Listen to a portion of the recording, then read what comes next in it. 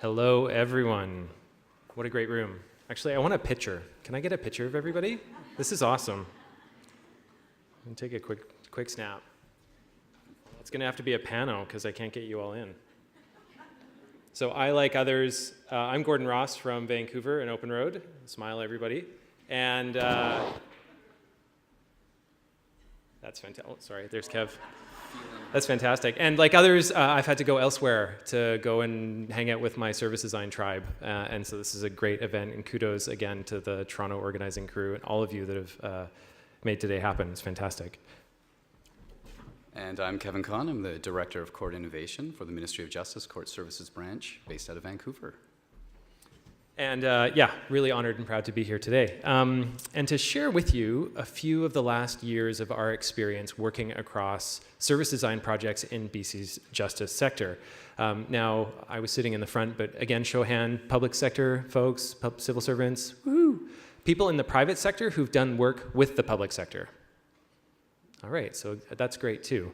So I'd like to think that the work BC is doing in justice, and in particular in the courts, justice is a big place, we're going to talk about the courts, is actually part of a really important moment in Canadian judicial history, a moment that's been articulated in reports like the Action Committee on Access to Justice in Civil and Family Matters report. I know you all know that one so well.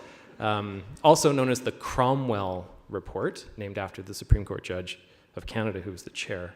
And here's a quote from that report, from a Supreme Court chaired committee report, that I think sets a familiar context for many of you in the room.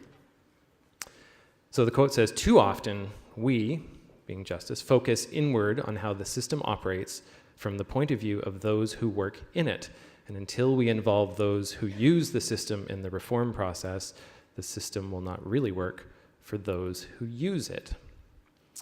And while the report tends to advocate for citizens as the user, what's known in the courts world often as the self-represented litigant, that's somebody who's trying to go it alone in the courts, often without the assistance of a lawyer, BC has acknowledged that service design needs to accommodate all users and all actors in the system if it wants to accomplish the goals of practical reform and ultimately improve access to justice. And Kevin, as Director of Court Innovation, is going to set some context here and give you a bit of sense of the breadth and depth of what that looks like. Yeah, so just a little background on my employer.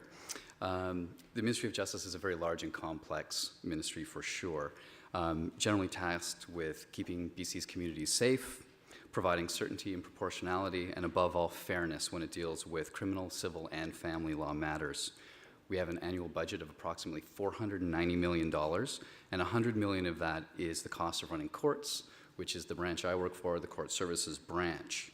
And we're responsible for 89 separate court locations across BC.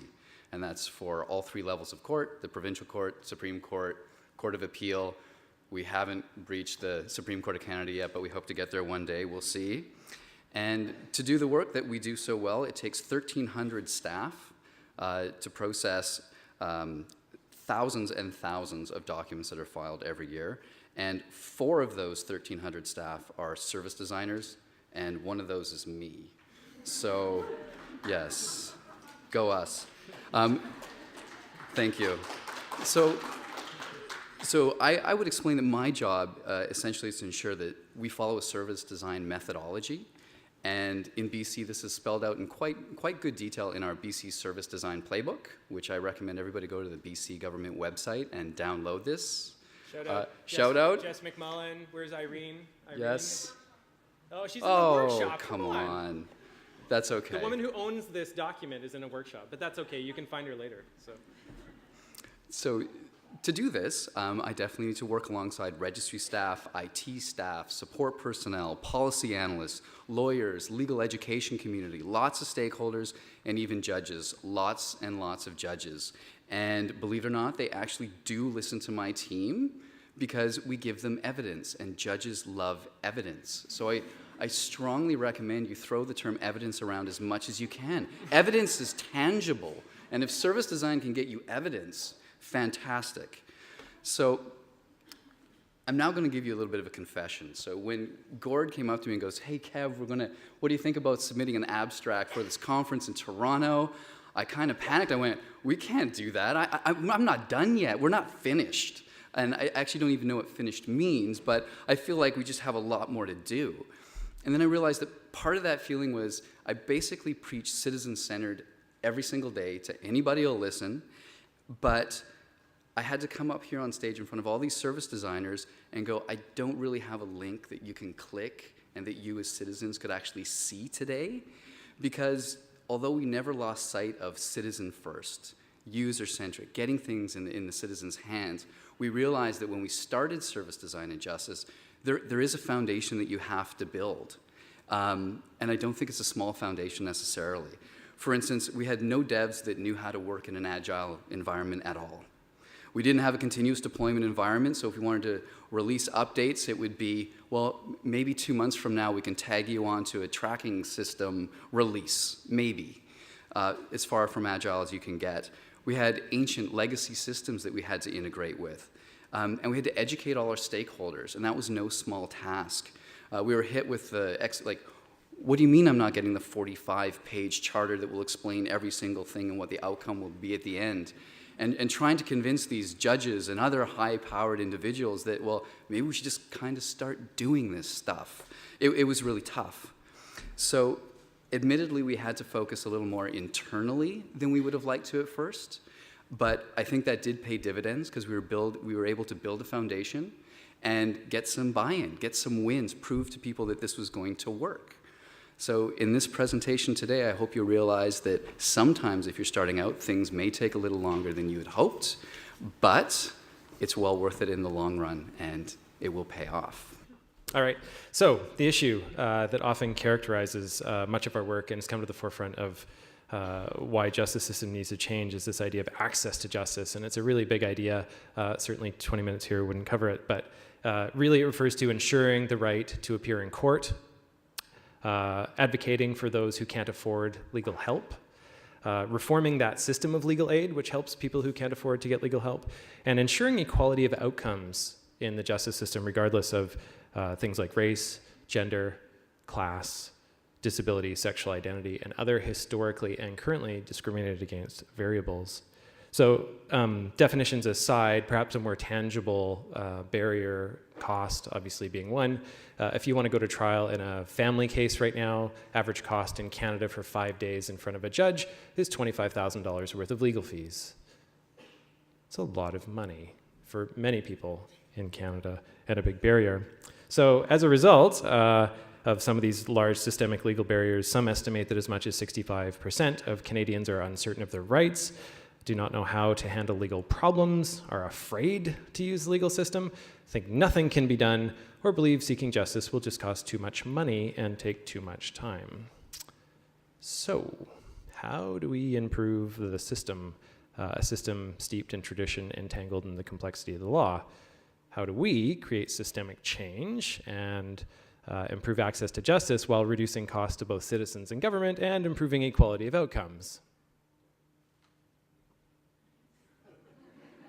Someone knows the answer. It's on the sign. Service design. All right, of course. So luckily, my former and previous assistant deputy ministers and executive directors do believe that justice could be considered a design problem. And thanks to their leadership, we went down that road, and service design definitely has some tools that we've implemented and used, and they can help. So what makes it so hard? Well, I first did my first justice project back in 1998, and somehow almost 20 years later, continued to still work in that particular jurisdiction. And Kevin and I identified 3 things in particular that we think make it difficult and challenging. Number 1, everyone's a lawyer. Well, it's not meant to be a lawyer joke. Not everyone, but a lot of them are. And just a story. So a couple of years ago, Kevin called me up to talk about a filing project at the Court of Appeal. And the registrar, essentially the head administrator at the Court of Appeal, highest court in BC, had kicked off a project about making electronic filing of a very special type of document called a factum mandatory in the courts by January 2016. And he'd done this by writing a consultation paper up and putting it on as a PDF onto the court's website. And in the paper, he describes all sorts of things, steps required, including passages like this one. A litigant conducts a search of the file through CSO, clicking here, viewing this, tab that, PDF this.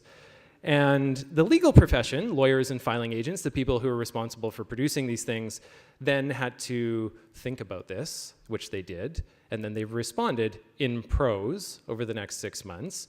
And then the registrar was faced with the task of assembling said responses, and he published another PDF on the website. And so, you can hear a little bit of exasperation in my voice. 12 months had passed, and in some ways the Court of Appeal is no further ahead on making any service mandatory or even imagining what the design was. So, and yet much people had thought about it. There was much talking and deliberation, et cetera. Now, this is how much of legal reform feels and occurs, and not unusual in the country. Memos, decisions, judgments, the written word, et cetera, the counter-argument. And it's a form of problem solving for sure, but it's not design as we know it, right? It's life, Jim, but not as we know it. You cannot not design, but if you're a lawyer, this is maybe how you might design. They're trying to design here. That's the urge. So design is a form of argumentation, it is a form of persuasion, and it should involve good evidence and good reasoning and sound facts. And in fact, this really hard part of working with lawyers is actually also the real game changer for you if you've never done service design in this environment before, because it really is challenging. And again, to Kevin's point, evidence is key. So when we finally brought observational research into the mix, hanging out with the professionals that actually produce these factum, sitting in a Court of Appeal judge's chambers, their office, and watching her interact with these documents, understanding why they're printed on different sides of the page, all that observational research led to some really interesting evidence that made the registrar pivot, to use a very kind of contemporary term. He changed his mind and started off at an entirely different process altogether, a different moment in the filing experience. Judicial independence. So there's this concept called judicial independence that's really important to contemplate in our line of work. You see, the BC government runs courts, but it isn't the courts. The judges are the courts, and the judges are independent from the government by design and for good reason, and is definitely a pillar of our democracy. But that concept makes it very difficult for any team trying to do work and implement new ways of doing things with the judiciary because of that separation. So how is that practically a challenge in the work we do? On many projects, usually you go to the top of the food chain and you try and convince them that what you're trying to propose is a great idea. And if you can get them to agree that, yes, this is a great idea, generally they will direct, order, or otherwise influence and disseminate the information down the ranks, and you will get appropriate levels of support generally through the project.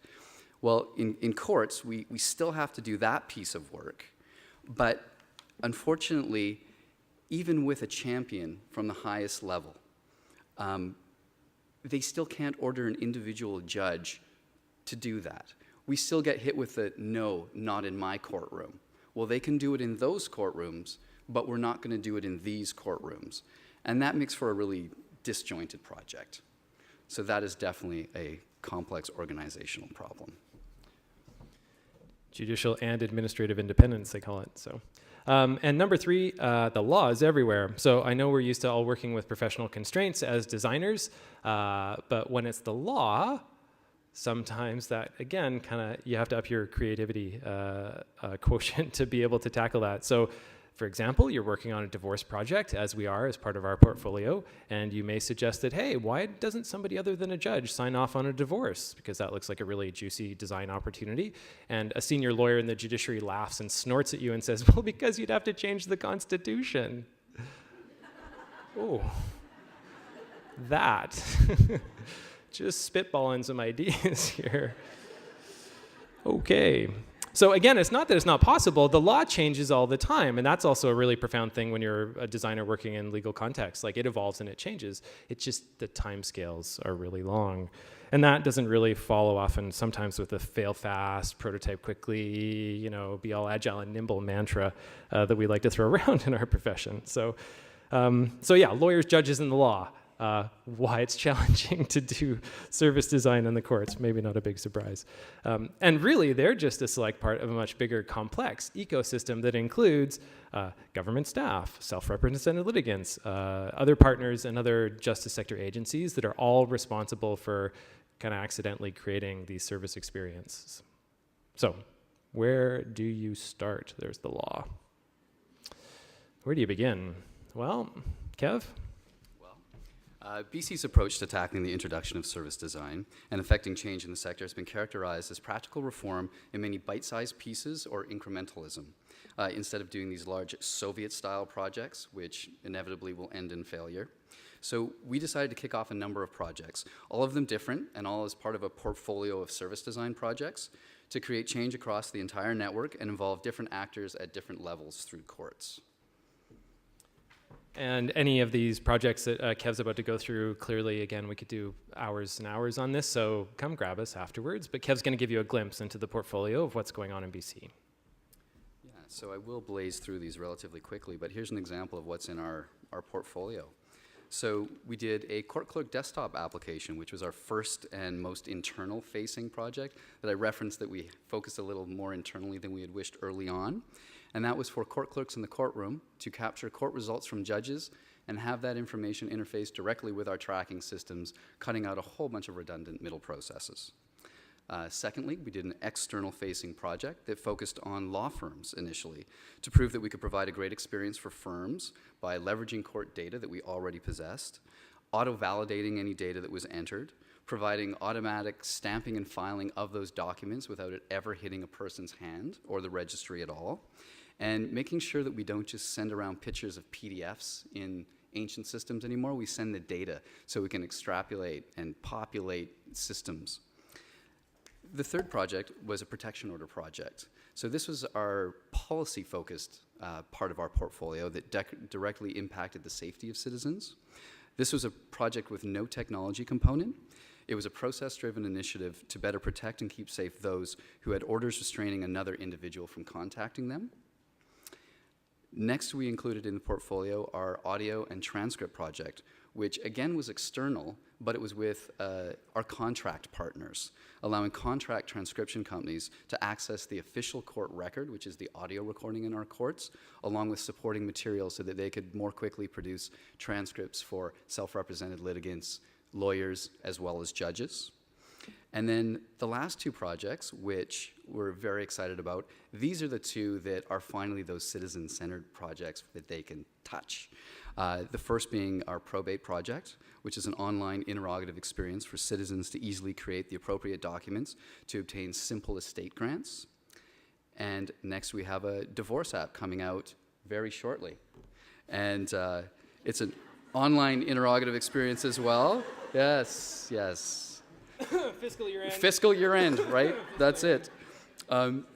So that for those who want a joint divorce without children, that they can do that much more quickly without having to attend the registry 7 times. No pressure. So you might be thinking, given all that stuff about lawyers and judges or whatever, like why 6 all at once, you guys? What are you thinking? So Kevin and I have identified a few benefits in terms of the portfolio approach. So the first benefit that we think is skill building, because direct exposure allows you to build skills and capacity across a broad range of staff. And just by having lots of people exposed to service design makes design thinking greater in your organization. That will help all projects. Number 2, momentum. So Tamsin mentioned the snowball idea in terms of momentum, right? With every project, the snowball gets bigger and bigger. I like to think about it as like little snowballs all rolling down the hill that actually kind of turn into an avalanche. I know it's a bit of a grim metaphor, but lots of little fires turn into this raging forest fire. That's not much better. No. Thirdly is observability. So lots of little projects allow for people across the organization to actually see it in action.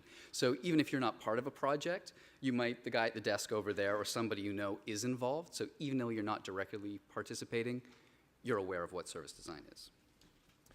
Classically, portfolio approach in general, managing risk, right? One of them dies, they all don't die.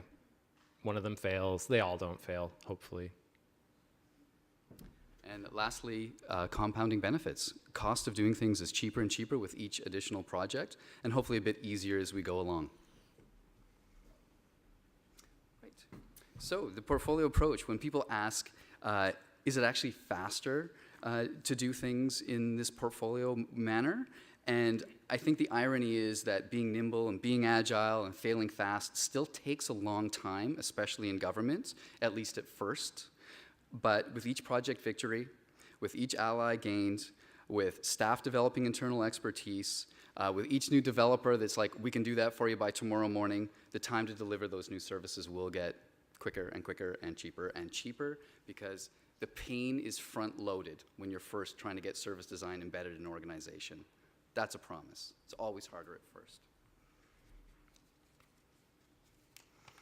So designing for government definitely will make you bring your A game for sure. And so for those of you that have indicated that you're already in the public sector, I'd urge you to continue to be a champion of service design no matter how hard it gets. You've got to persevere to make it happen. Be incremental and prove your successes along the way to build momentum. And you have to be crafty and bring a big social game because liaising with the thousands of stakeholders will require you to be pretty crafty. And if you aren't there, you're in the private sector, come join us. There are so many meaningful, important, and crucial challenges that we need to work on these days. And again, if you want some professional challenge, there's lots and lots of it to be found in the public sector. So, thank you for listening to us. We'd love to chat more. Come find us afterwards. Cheers.